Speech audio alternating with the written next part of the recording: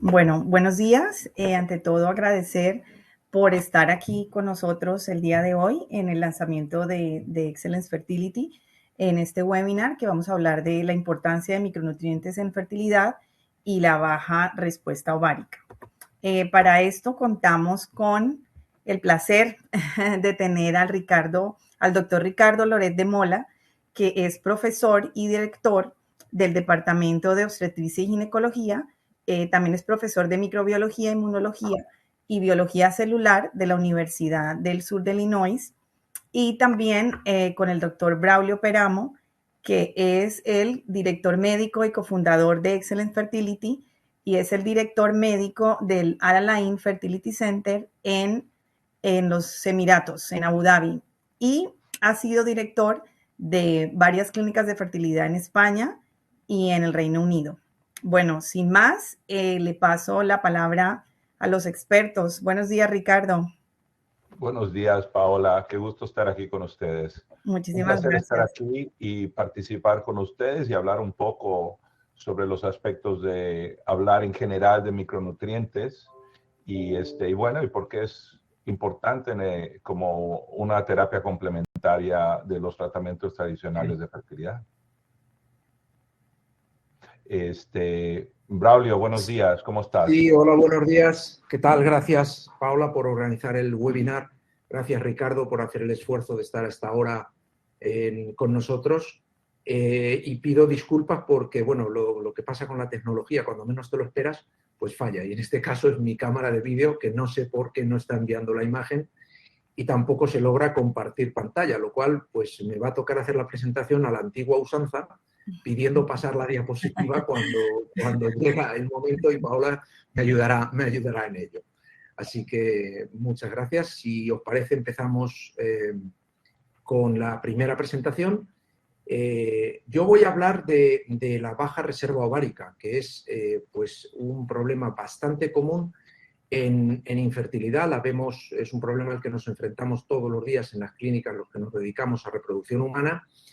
Y quiero dar un abordaje global con los siguientes objetivos.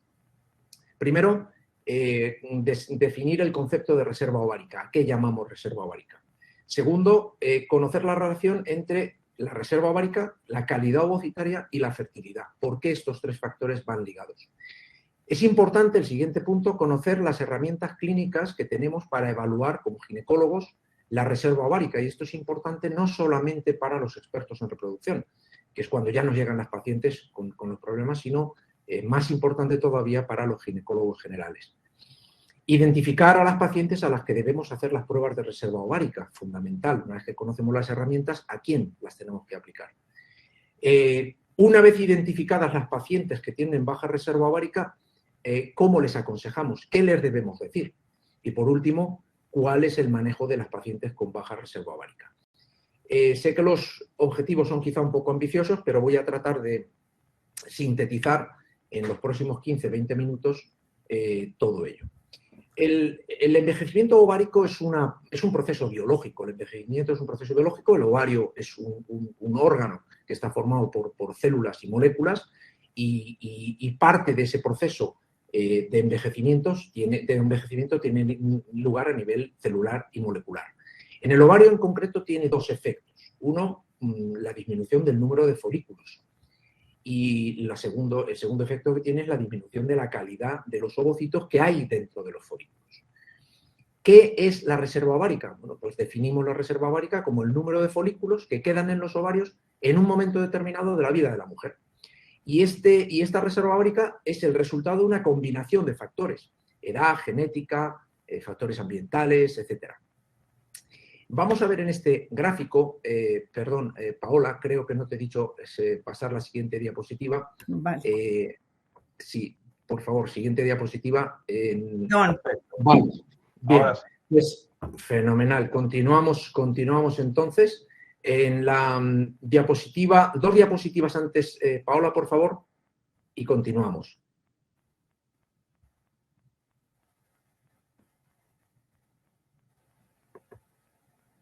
Aquí, efectivamente, no, esta.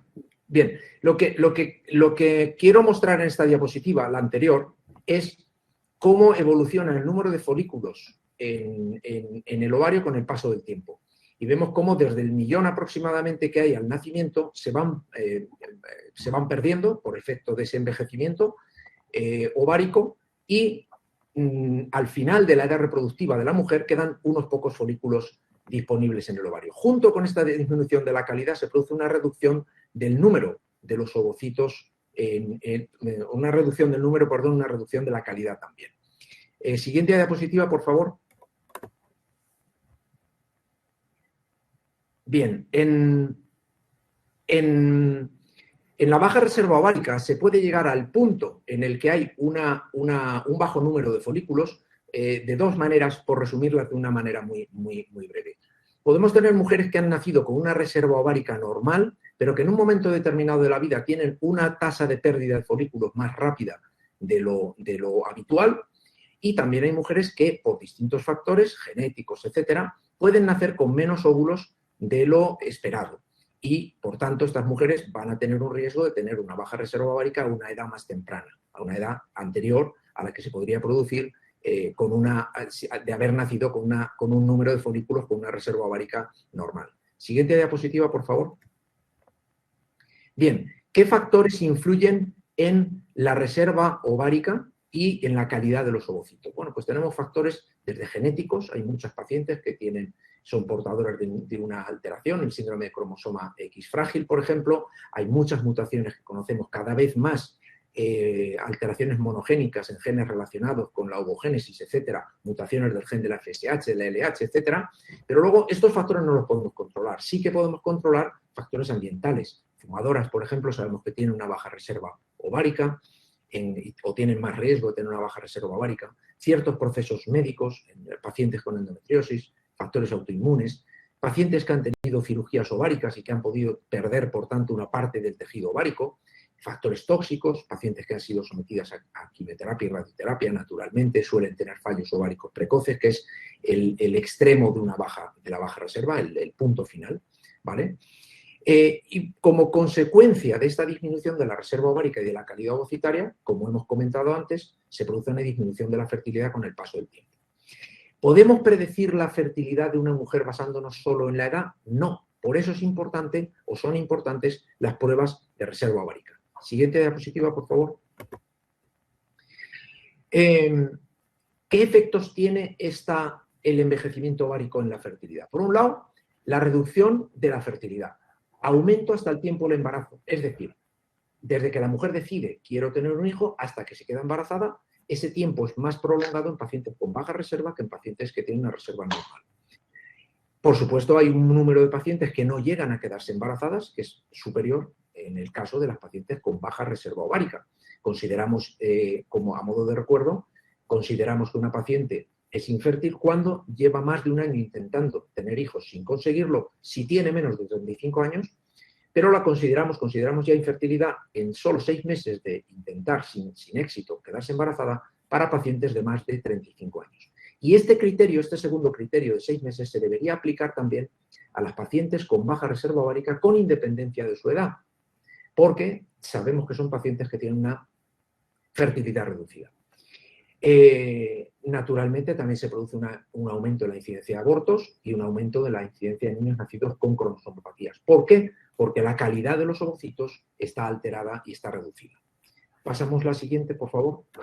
Por tanto, ¿cómo vamos a hacer la evaluación de la reserva ovárica? El objetivo está claro, es identificar a las mujeres con riesgo de tener una reserva ovárica reducida, con la idea de, posteriormente, darles un consejo reproductivo adecuado en base a lo que encontramos, ¿vale? Otro concepto y otro punto importante es que las pruebas de reserva ovárica no pueden predecir el final de la función reproductiva y tampoco la probabilidad de embarazo. Y esta es una consulta muy común que tenemos en la clínica. Muchas pacientes que han sido diagnosticadas de baja reserva ovárica vienen y dicen, oiga, es que me ha dicho mi médico que no voy a poder quedar embarazada. O mire, es que me ha dicho que voy a tener una menopausia precoz. No es así, no tiene por qué. Es verdad que tienen una incidencia de infertilidad mayor, es verdad que pueden tener un riesgo de tener una menopausia precoz, pero por el hecho de tener una reserva ovárica no podemos predecir en una paciente determinada ni que vaya a tener una menopausia precoz ni que no vaya a poder quedarse embarazada. ¿De acuerdo? Esto es importante.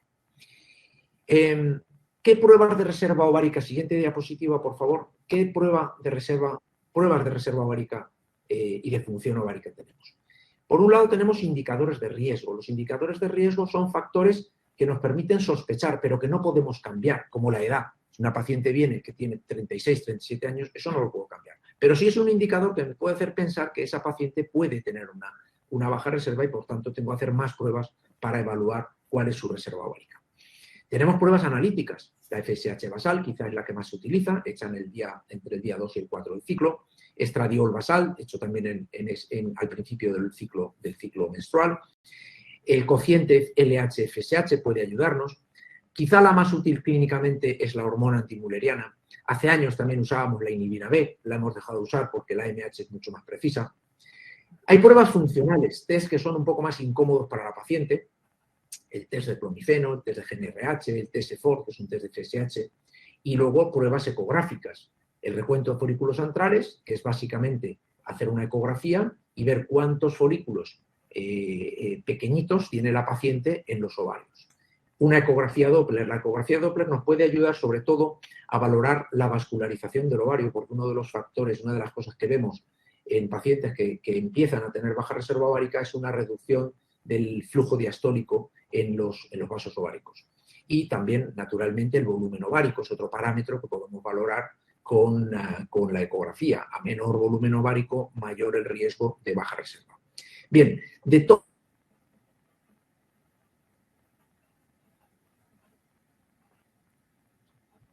Braulio, te has cortado. Braulio. ¿No? FSH basal. ¿Sí? Ya, Ahora sí te escuchamos.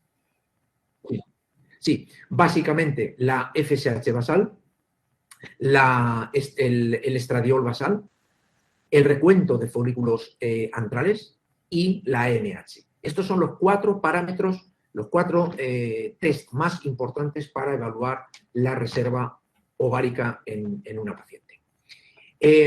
La FSH como decía antes, hecha en el día 2-4 del ciclo, quizá tiene más variabilidad que la AMH, depende mucho del ciclo, ese es el gran problema, pero a pesar de que tiene una baja especificidad, nos sirve como screening, como prueba screening para identificar pacientes que pueden tener una baja reserva ovárica. Con el estradiol también hecho en el mismo momento, si el estradiol es alto, está por encima de 50, también nos puede poner bajo la sospecha de que esa paciente puede tener una baja reserva ovárica.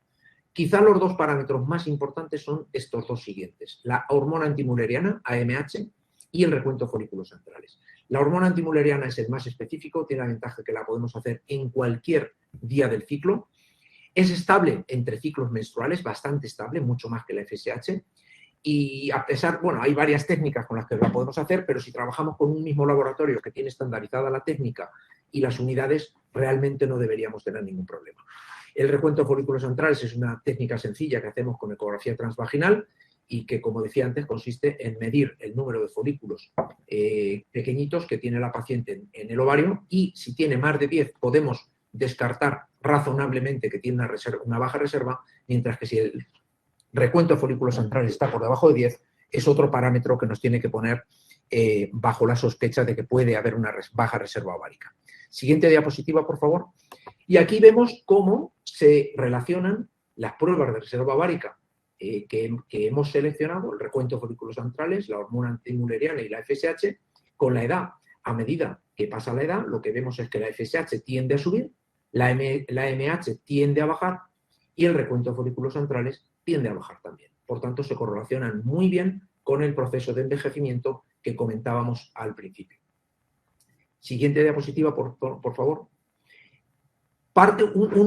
Un aspecto muy importante del envejecimiento, del impacto del envejecimiento ovárico en la vida de la mujer es cómo influye en la fertilidad.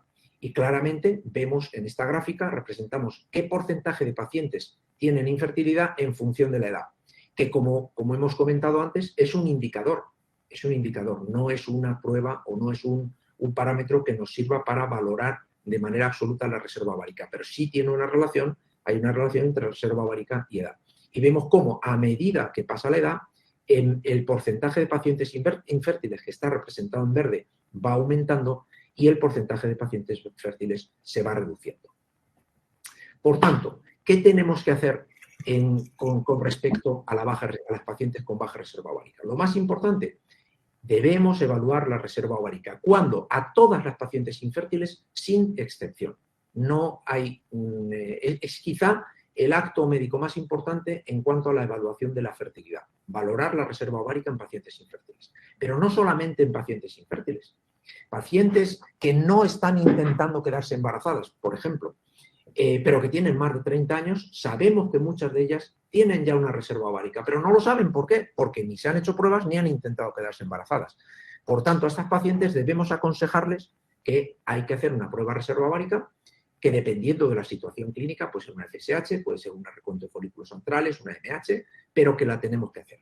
Naturalmente, si alguna de estas pacientes tiene un factor de riesgo de los que hemos comentado, antecedentes familiares de menopausia precoz, por ejemplo, endometriosis, una paciente que ha sido diagnosticada de endometriosis, que ha sido operada de una cirugía ovárica, ya fuera endometriosis o algún otro tipo de quiste ovárico, naturalmente son pacientes a las que tenemos que tener un nivel de sospecha alto y pedirle estas pruebas para identificarlas. ¿Y qué hacemos una vez que hemos identificado a una paciente que tiene una baja reserva ovárica? Pues darle el consejo reproductivo oportuno. El más quizá inmediato, si las circunstancias personales se lo permiten, es intentar embarazo natural. Eso es lo más, el consejo más inmediato. Naturalmente, antes de eso, pues habría que hacer una serie de una consulta de consejo reproductivo completa para evaluar a todos los factores clínicos, nutricionales y demás, para asegurarnos de que esa paciente va a afrontar un embarazo en condiciones adecuadas. Otro consejo puede ser congelar óvulos. Cuando identificamos una paciente que empieza a tener una baja reserva, no hay que esperar a que esté establecida o que sea muy baja para congelar óvulos, porque puede que entonces sea tarde.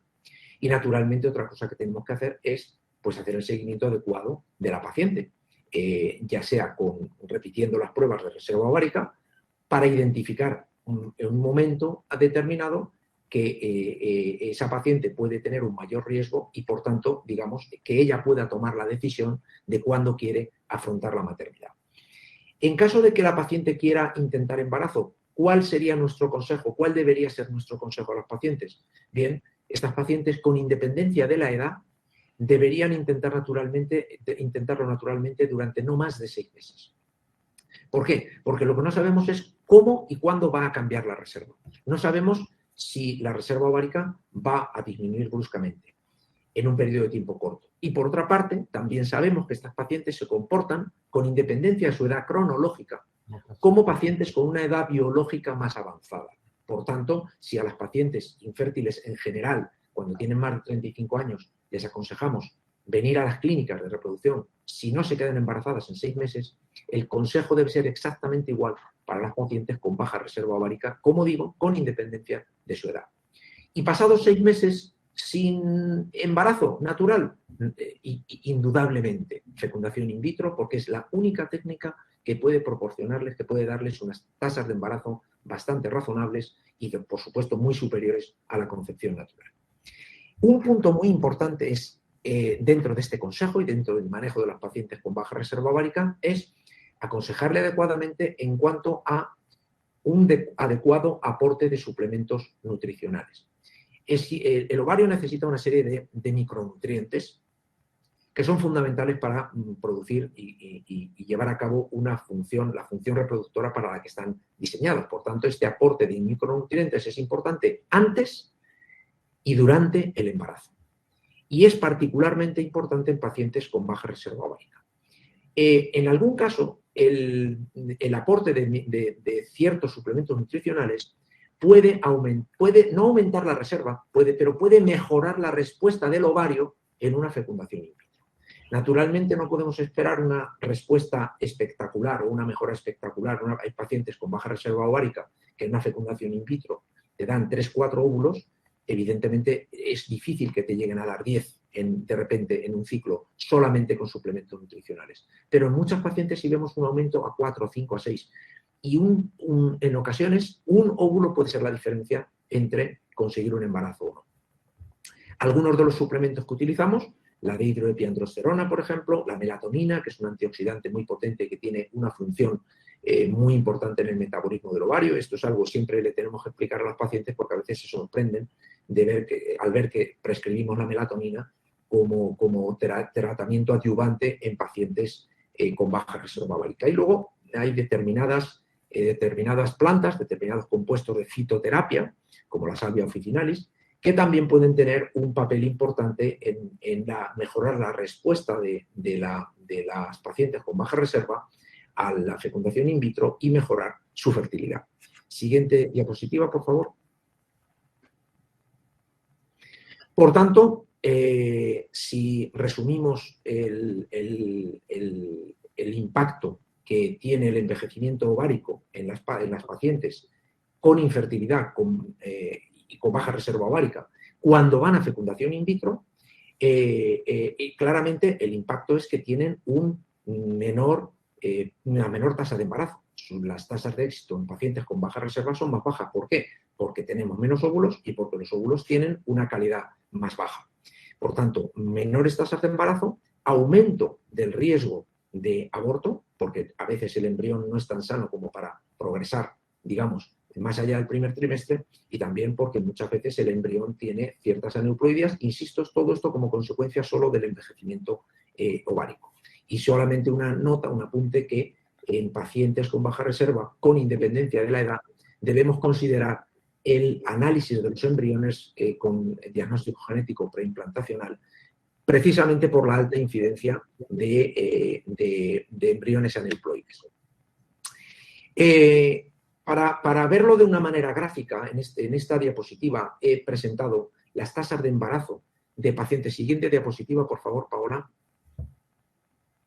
Aquí he presentado las tasas de embarazo en pacientes que tienen una AMH tomando un nivel de corte de 1, aunque realmente en AMH, con respecto a la AMH, consideramos pacientes con baja reserva aquellas que tienen una AMH inferior de 2. Pero lo que marca una gran diferencia es la AMH por debajo de 1. Como pueden ver en la diapositiva, por debajo, cuando la AMH está por debajo de 1, las tasas de embarazo son muy bajas, significativamente más bajas que en pacientes con la AMH por encima de 1. Y son en estas pacientes precisamente donde el manejo clínico, desde el punto de vista de lo que hacemos antes de que la paciente intente quedarse embarazada con las terapias o los suplementos y posteriormente durante la fecundación in vitro, tiene más importancia para tratar de maximizar las tasas de embarazo. En la siguiente diapositiva podemos ver también algo similar, cómo las tasas de embarazo son más bajas en pacientes con baja reserva y cómo la tasa de abortos empieza a aumentar a medida que la FSH aumenta y el repunte de folículos centrales disminuye. Por tanto, como conclusión, para terminar esta breve presentación, quiero enviar varios mensajes. Lo primero, lo importante que es evaluar la reserva ovárica no solo en pacientes infértiles, sino en pacientes que puedan tener factores de riesgo y en todas las pacientes de más de 30 años. Una vez que tenemos esa evaluación de la reserva ovárica, pues hay que dar un consejo por el reproductivo a la mujer. Si es una paciente que tiene una reserva normal, el consejo sería: vamos a continuar haciendo un seguimiento para detectar si en algún momento tuvieras esa situación que es muy difícil de revertir. Y si tiene una baja reserva ovárica, pues para aconsejarle adecuadamente en cuanto a qué hacer, si quiere o no quiere quedarse embarazada en ese momento, y determinar que pueda tomar las decisiones oportunas con respecto a ello, desde congelar óvulos a intentar un embarazo natural. Importante, los suplementos nutricionales generales de cualquier paciente que va a quedarse embarazada debería tomar para asegurar un adecuado aporte a todos los procesos metabólicos relacionados con la reproducción, que son procesos metabólicos en general que conllevan un alto consumo de energía, y los específicos para las pacientes que tienen una baja reserva ovárica, que nos pueden ayudar y pueden ayudarlas en muchos casos a mejorar su fertilidad. Y el último comentario sería que no hay que olvidar que el manejo de las pacientes con baja reserva ovárica en fecundación in vitro es fundamental, porque ya son pacientes que tienen bajas tasas de embarazo. Por tanto, el manejo que como clínicos hagamos de estas pacientes desde el punto de vista de selección de protocolos tratamientos adyuvantes, etcétera, que les demos, va a ser muy importante para que la paciente para que podamos aumentar un poquito esas posibilidades de embarazo. Siguiente diapositiva. Muchas gracias por la atención y, bueno, pues espero que después, durante el coloquio, si hay preguntas, pues podamos charlar sobre este tema tan interesante. Bueno, pues muchísimas gracias a Braulio por su intervención. Ahora le damos paso al doctor Ricardo Loret de Mola, que va a seguir con la importancia de micronutrientes en fertilidad.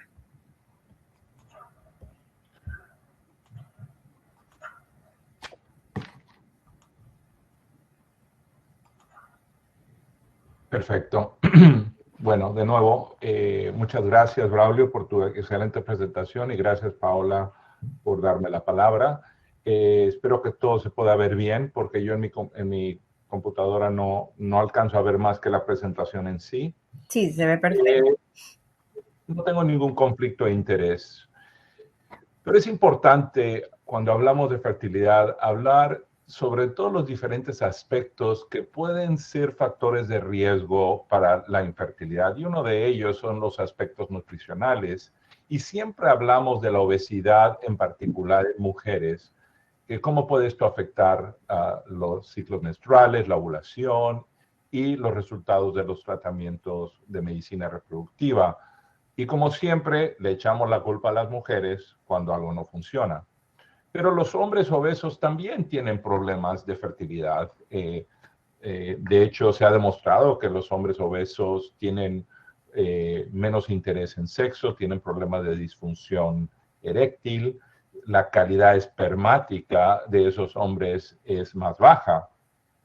Y en mi país, en los Estados Unidos, el incremento en la obesidad que podemos ver es extraordinario a lo largo de las últimas décadas, donde casi en algunos de nuestros estados el 40% de la población es obesa. Y cuando vemos específicamente una población hispana en los Estados Unidos, tenemos estados donde más del 50% de la población hispana es obesa. Obviamente esto va a tener resultados en la reproducción. Y frecuentemente tenemos información que nos dan los medios de comunicación que son encontrados. Por un lado, hablar de que tenemos que controlar la obesidad de niños y por otro lado, en la misma pared vemos un anuncio de McDonald's. Y existe una verdadera controversia con respecto de lo que es una buena nutrición. Y esto es uno de los aspectos que está impactando la salud y la reproducción de una manera muy importante. Pero no solamente el exceso de peso es un problema. Mujeres que son demasiado delgadas también tienen problemas de fertilidad. Tienen una tasa de aborto más alta, tienen partos prematuros y bebés pequeños más tempranamente, pero los hombres que son demasiado delgados también tienen problemas de fertilidad con niveles de testosterona más bajo y una calidad espermática más baja. Y en realidad lo que está pasando es que estamos viviendo vidas tan complejas hoy en día que no tenemos el tiempo para tener una buena nutrición. Y por eso creo yo que es importante hablar un poco de los aspectos de micronutrientes que frecuentemente no tenemos en nuestra vida diaria. Y esto es un aspecto que creo es importante tomar en cuenta. Cuando vemos en un supermercado, cuando vamos al mercado y vemos las diferentes comidas que hay disponibles, en términos generales, si el alimento que vas a escoger tiene mucho color, quiere decir que tiene muchos micronutrientes. El problema es que es a veces imposible tomarlos en cantidades suficientes para que tengan un impacto importante en la fertilidad. Entonces tenemos que tomar en cuenta que cuando hablamos de fertilidad tenemos que hablar, claro, de aspectos de dieta, aspectos de medicamentos, aspectos quirúrgicos, donde podemos tener una intervención los médicos, pero por otro lado, el aspecto de probióticos, prebióticos, dieta, la microbiota fecal, la microbiota vaginal, la microbiota uterina, todo esto va a tener un impacto importante en los resultados de fertilidad. Y ese es un aspecto que las pacientes pueden tomar una actitud de tratar de mejorar su fertilidad y que ellas tienen un control de los aspectos que estamos viendo aquí arriba en relación a los que estamos viendo aquí abajo. Y es importante tomar en cuenta que esto es un proceso que empieza desde el periodo preconcepcional, durante el primero, segundo, tercer trimestre, y el aspecto de posparto también, que es importante, y tenemos que ver la nutrición y los micronutrientes como un aspecto integral de nuestra vida diaria, que al tomarlo de esa manera vamos a mejorar también la fertilidad. Entonces, vamos a hablar un poco sobre los micronutrientes, un poco sobre mujeres, en hombres, y los diferentes micronutrientes que están disponibles. Es imposible en una charla de 20, 30 minutos poder hablar de todos. Vamos a hablar de algunos de ellos y cuál es el impacto a la fertilidad. Pero es claro que han habido estudios que han demostrado que mujeres que utilizan suplementos micronutricionales tienen tasas de embarazo superiores a aquellas mujeres que hacen tratamientos convencionales de fertilidad. Y se ha hablado de que el estrés oxidativo juega un papel importantísimo en la patofisiología de la infertilidad inexplicable. Hay que recordar que un 30-40% de las pacientes que vemos en el consultorio no encontramos una razón por la cual nos están embarazando. Y se piensa que este es un aspecto importante que tiene un efecto negativo en la fertilidad. Sabemos también que pacientes con endometriosis, síndrome ovario poliquístico, también en pacientes con factores peritoneales van a tener un impacto del estrés oxidativo. Entonces, cuando hablamos de los micronutrientes que son útiles para mejorar la fertilidad femenina, podemos hablar de una serie de nutrientes bastante larga. Y cuando vemos la complejidad de lo que es la infertilidad y las deficiencias nutricionales que ocurren, se puede uno volver loco tratando de ver cuáles son los micronutrientes adecuados para mejorar la fertilidad. Y sería increíble poder tener una píldora inteligente que pudiese darnos todos esos micronutrientes en un solo lugar. Entonces, cuando hablamos de la función de los micronutrientes en el periodo preconcepcional, existen varios que han sido perfectamente demostrados en la literatura científica que realmente mejoran los aspectos nutricionales. Vamos a hablar solo de algunos de ellos que creo que son importantes mencionar, pero hay una infinidad de otros que podríamos pasarnos horas hablando, pero hablar básicamente de los importantes. Probablemente el más importante de todos es el ácido fólico. Este se encuentra en muchas verduras verdes, en frutas, en carne de hígado, en el pan, que ha sido fortalecido con ácido fólico en algunos lugares del mundo. Esto es importante porque cuando uno no consume suficiente ácido fólico, esto afecta la biosíntesis del ADN y la división celular. Hay que recordar que uno de los aspectos básicos de la fertilidad es el aspecto de la división celular y el crecimiento de un embrión. Y este inadecuado consumo de ácido fólico puede afectar ese crecimiento celular. También sabemos que la metilación del ADN también afecta el proceso de crecimiento celular. Pacientes que tienen un déficit del ácido fólico o que tienen una mutación del gen que metaboliza el ácido fólico tienen un incremento en la trombosis arterial y venosa. También tiene efectos en la función neurológica, en la función mental, neuropatías y en pacientes con aborto recurrente. En términos generales, los estudios al respecto han demostrado que una suplementación diaria con un rango de 0.5 a 5 miligramos de ácido fólico con 0.5 miligramos de vitamina B12, esto reduce los niveles plasmáticos de homocisteína y estudios han demostrado que esto puede prevenir muchas de estas complicaciones. El ácido fólico también elimina los radicales oxidantes libres y también funciona como un antioxidante protegiendo las membranas celulares y el daño celular. Esto, de nuevo, está relacionado al crecimiento embrionario. En los Estados Unidos, 2 de 3 mujeres no toman suficiente ácido fólico en su dieta. Y esto sabemos que también afecta al bebé, dando defectos del desarrollo del tubo neural. Y este tubo neural se empieza a desarrollar 2-3 semanas posteriores a la concepción. Es algo que ocurre de una manera tan temprana que es importante un suplemento de ácido fólico que se inicie en el periodo preconcepcional.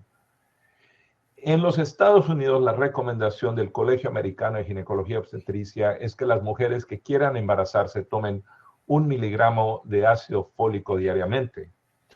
El problema que tenemos en los Estados Unidos es que no existe ni un solo producto en el mercado que tenga más de 800 microgramos, o sea, 0.8 miligramos. Y la mayoría de las pastillas prenatales que las pacientes toman tienen de 200 a 400 microgramos. Y no existen en nuestro mercado americano suplementos comerciales que tengan 5-metiltetrahidrofolato. ¿Y por qué es importante? Porque el 5-metiltetrahidrofolato es mejor absorbido y no se acumula en el cuerpo y es más efectivo. Mujeres que tienen una mutación del gen del metiltetrahidrofolato reductasa, estas pacientes tienen un nivel elevado de homocisteína y hemos dicho que esto tiene un efecto muy negativo para la mamá y para el hijo también. Y la recomendación es tomar 4 miligramos de ácido fólico al día.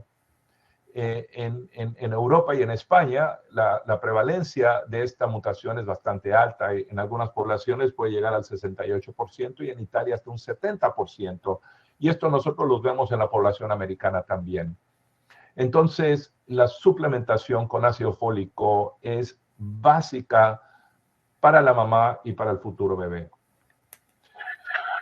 La CoQ10 o coenzima CoQ10 también se encuentra en los sistemas celulares y en todas las células y tejidos del cuerpo, en particular en los óvulos, en los ovocitos. Y el CoQ10 desempeña muchas funciones vitales que incluye la promoción de la producción de energía. El CoQ10 es parte de la mitocondria y es importante tomar en cuenta que la mitocondria, en particular en el ovocito, es la que genera la energía que va a dar el desarrollo embrionario. Esto en particular en pacientes añosas, en pacientes que tienen una baja reserva ovárica, parece ser, y hay muchos estudios que han sugerido que la mejoría en la energía mitocondrial en el ovocito y en el embrión inicial es importantísimo para el mejor desarrollo embrionario, mejorando la calidad de los óvulos.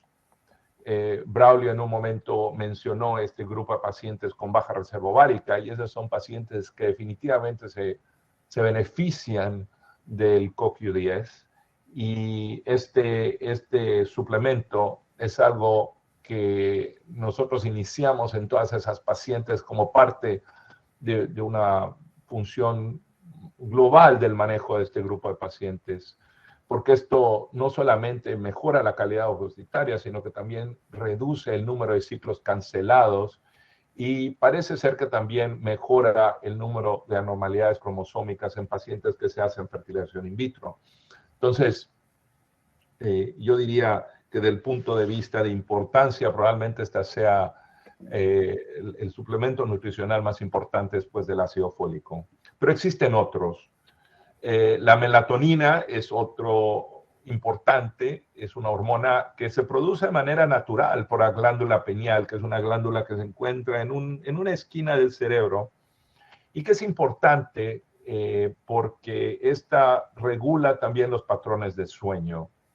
Hemos hablado ahora de la dieta, de la micronutrición, pero también hay que tomar en cuenta como este aspecto completo del manejo de la paciente y cosas que la paciente puede hacer por ella misma para mejorar su fertilidad, es el sueño. La melatonina regula el sueño y sabemos que fallas y anormalidades del sueño también afectan la calidad del sueño y la calidad del descanso que las pacientes, y esto afecta los ciclos circadianos en las pacientes y de otra manera también afecta la fertilidad. Por otro lado, la melatonina sabemos que se declina con la edad y los ovarios pierden esa protección contra los radicales libres que también pueden afectar la calidad ovocitaria. Entonces, este efecto antioxidante, este efecto para mejora del sueño, ayuda también a la maduración de los óvulos y el desarrollo de buenos embriones. Y de nuevo, cuando disminuimos el estrés oxidativo, el daño oxidativo en los folículos ováricos, estamos mejorando la calidad ovocitaria al mismo tiempo. Entonces tiene una función directa en el ovario, pero también tiene un efecto positivo en los patrones de sueño y el poder tener un descanso. Hay mucha gente que lo toma como un suplemento nutricional para mejorar la calidad del sueño. Otro que es muy importante es la vitamina D. En Norteamérica, nosotros, como parte rutinaria del manejo de la paciente, tomamos muestras de sangre para medir diferentes vitaminas, diferentes factores nutricionales. Y probablemente la vitamina que vemos disminuida de manera casi universal, y esto es cierto porque yo estoy en el norte de los Estados Unidos y no hay suficiente sol, hay una reducción de vitamina D bastante importante. No he hecho un análisis así con certeza, pero mi impresión clínica es que el 80% de las pacientes que vienen con infertilidad tienen una reducción importante de vitamina D y una tercera parte de todas las pacientes que vemos tienen niveles por abajo de 10 de vitamina D, de tal manera que no solamente necesitan suplementarla, sino que también tienen que salir un poquito afuera y que les dé un poquito el sol. Pero la vitamina D es producida de manera natural por la piel y el contacto con el sol. Entonces, la exposición al sol es un aspecto importante que mejora la fertilidad también. También esto promueve la absorción del calcio. La vitamina D tiene un factor importante en eso, manteniendo los huesos, los dientes, los músculos sanos, y tiene un papel muy importante en la regulación del crecimiento celular y también del sistema inmunológico. Sabemos que pacientes que tienen deficiencia de vitamina D tienen una incidencia de endometriosis y ovario poliquístico más alta. La vitamina D también juega un papel importante en el revestimiento del útero y desempeña un papel importante en la producción de hormonas. También hay que tomar en cuenta que la vitamina D es liposoluble, de tal manera que exceso de vitamina D también puede ser negativo y es importante tomar en cuenta que es una de esas hormonas que suplementamos, pero también tenemos que monitorizar y asegurarnos de que no llegue a niveles tóxicos. El ácido alfa-lipoico es también otro ácido naturalmente producido por el cuerpo que tiene muchas propiedades antioxidantes y también se encuentra de manera natural en la mitocondria y participa en la producción de energía al mismo tiempo que el CoQ10 o CoQ10. Y esto incrementa no solamente el aspecto de niveles antioxidantes en el cuerpo, sino que también mejora la calidad energética del ovocito y por ende del embrión temprano. Ayuda a la maduración de los ovocitos, protege las mitocondrias de los efectos de envejecimiento. Entonces es un suplemento importante en pacientes con baja reserva ovárica, al mismo tiempo que pacientes de mayor edad. Y también hay muchos estudios que han demostrado efectos benéficos en pacientes con endometriosis y ovario poliquístico. El selenio, que es un mineral esencial en el cuerpo, las cantidades en el cuerpo son bastante pequeñas, pero tienen un papel significativo en el metabolismo y la función tiroidea. Hay que recordar que la tiroides y el metabolismo, por un lado, hemos hablado del metabolismo un poco, pero la tiroides es la glándula que regula el metabolismo y el selenio juega un papel importante en la función tiroidea. Es necesario para esta óptima función tiroidea. Cuando la tiroides no funciona bien, lo primero que ocurre en particular en mujeres es que no ovulan. Entonces, también el selenio tiene un efecto importante en la regulación y el control de los metales pesados. Hay que tomar en cuenta que con las dietas y la vida actual, frecuentemente metales pesados entran en nuestro cuerpo y necesitamos un mineral esencial que nos proteja de esos efectos.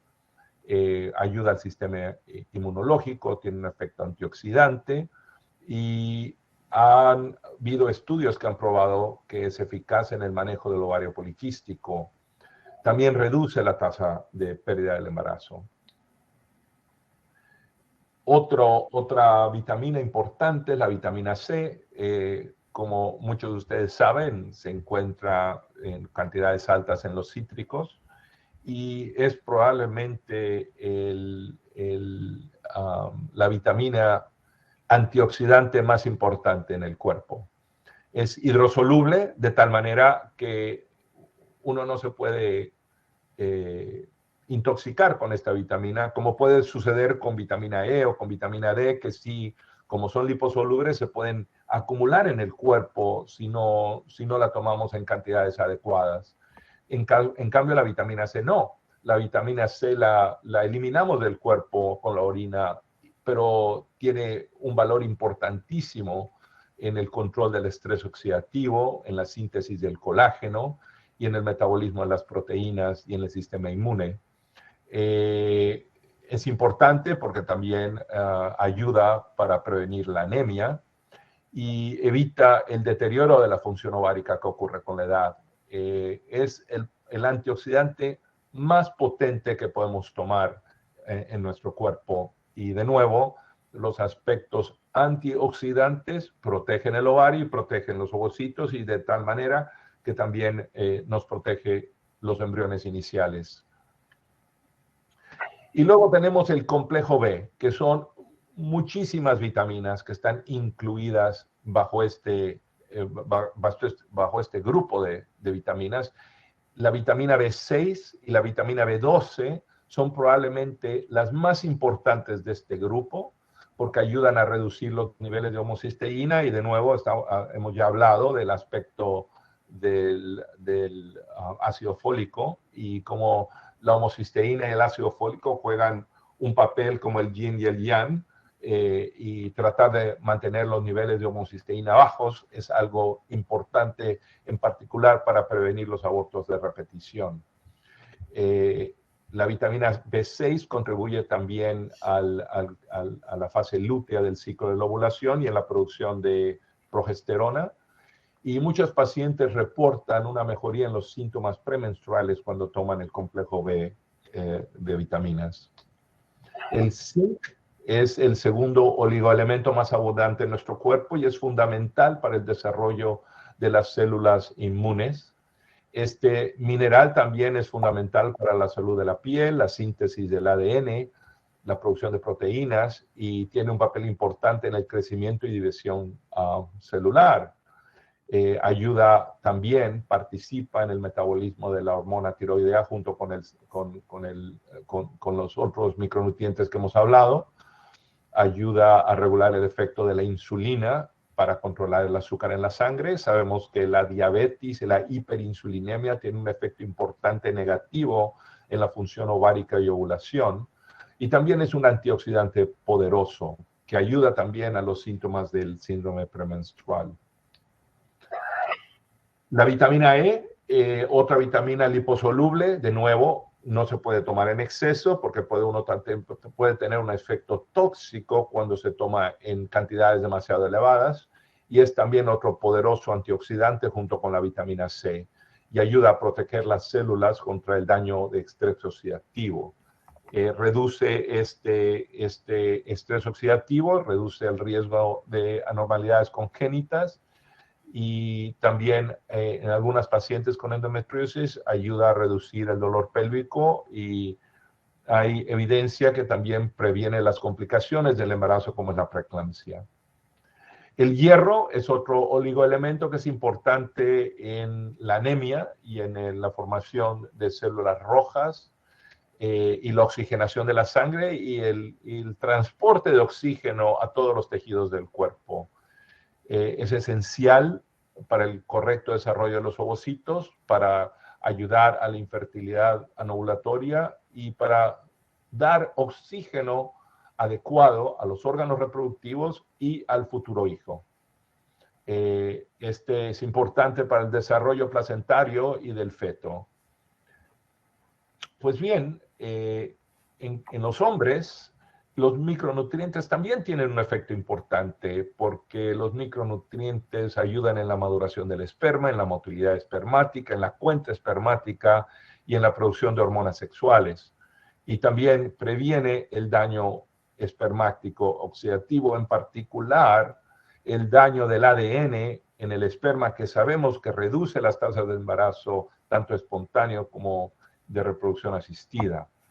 En los hombres, los factores nutricionales que parecen tener un factor importante en la producción de esperma y reducir la infertilidad es la carnitina, la coenzima Q10, el zinc, la arginina y la vitamina B12, y todos los antioxidantes que hemos hablado, como es el selenio, la vitamina E, la vitamina C, el licopeno, reducen los radicales libres y esto reduce la fragmentación del ADN en el esperma.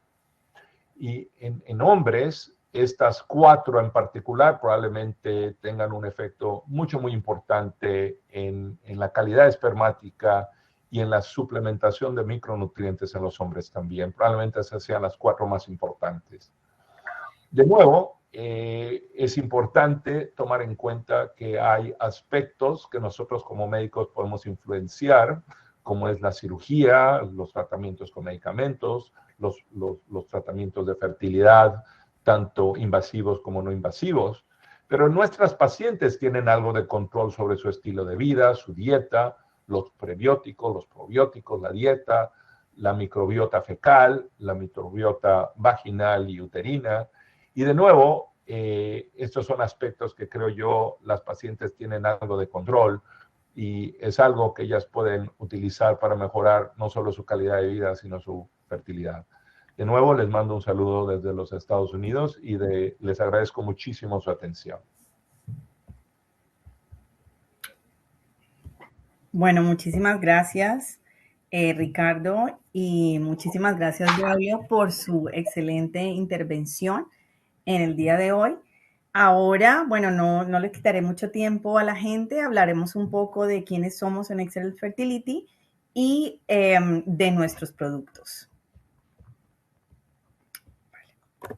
Bueno, Excellence Fertility nació como una idea conjunta entre Braulio, que ya lo presentamos antes, y yo. Ahora me presento, mi nombre es Paula Andrea Orejuela, yo soy enfermera registrada de Estados Unidos, tengo un Bachelor in Business de Berkeley College y también tengo un máster en nutrición clínica de la Universidad de Barcelona y un máster en reproducción humana del IBI y la Universidad de Valencia.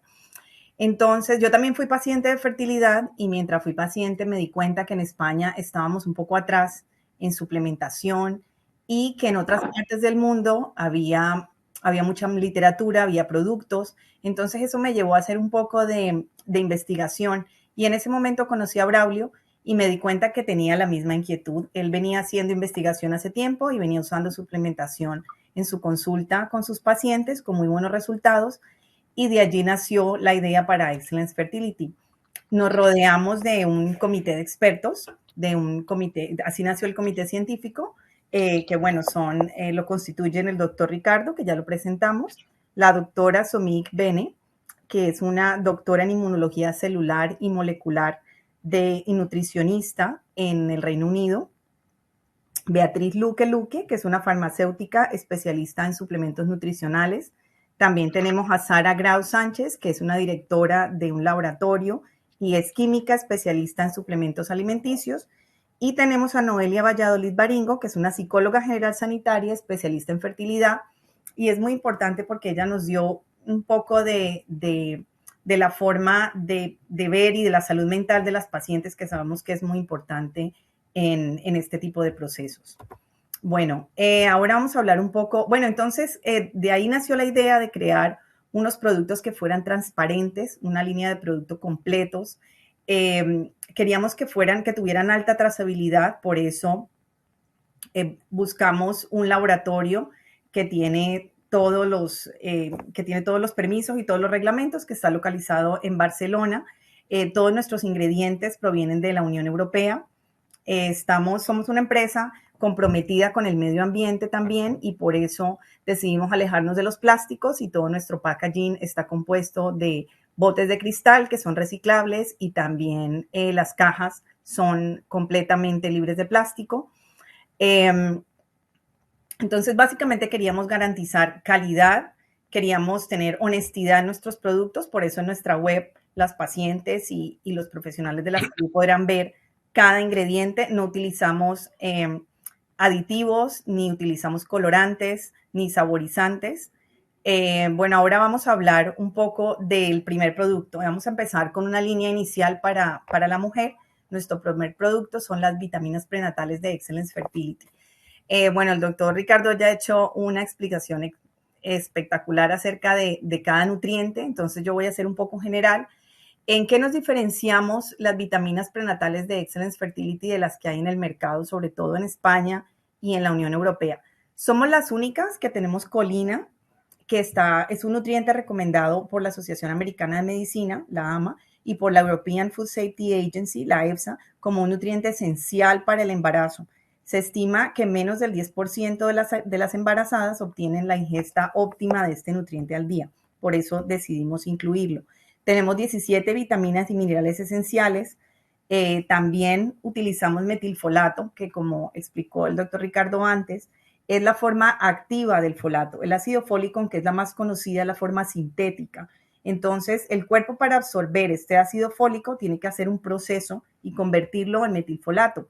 Al nosotros usar metilfolato, nos aseguramos de que tiene una mayor, o sea, se absorbe mejor en el cuerpo y además las pacientes, que también como lo explicó el doctor antes, que tienen el gen MTHFR, que es el metilente tetrahidrofolato reductasa, perdón, pero es un poco largo.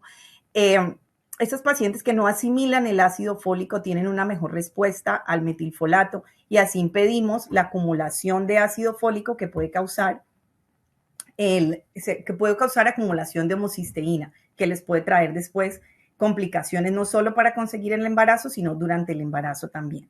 Entonces, también tenemos omega 3, tenemos un grupo completo de vitaminas y minerales con las recomendaciones diarias de todas las asociaciones para el embarazo.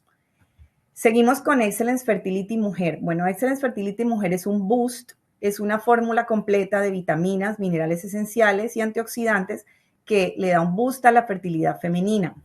De entre estos voy a hablar de algunos que son para mí los más importantes.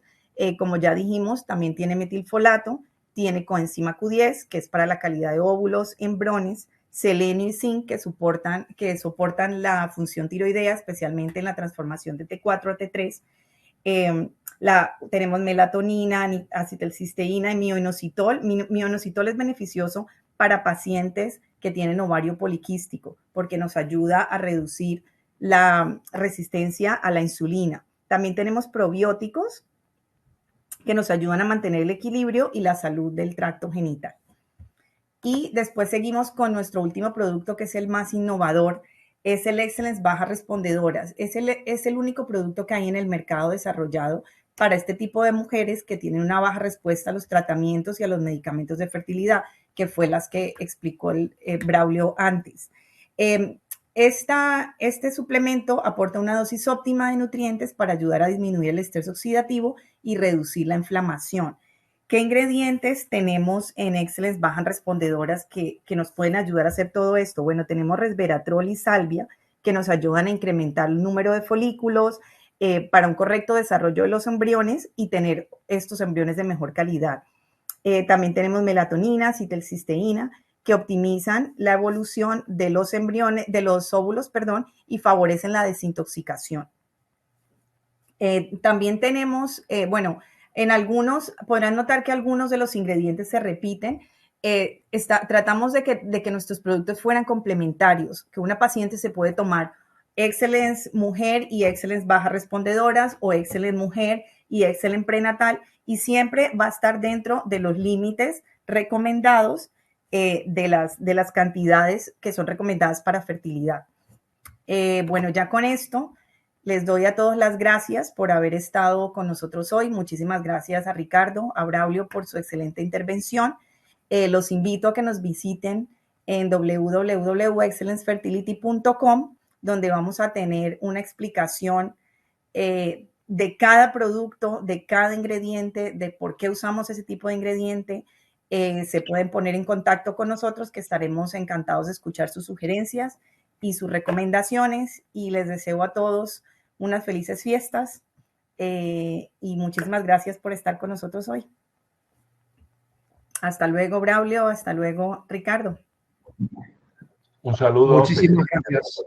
Un saludo a todos y gracias de nuevo.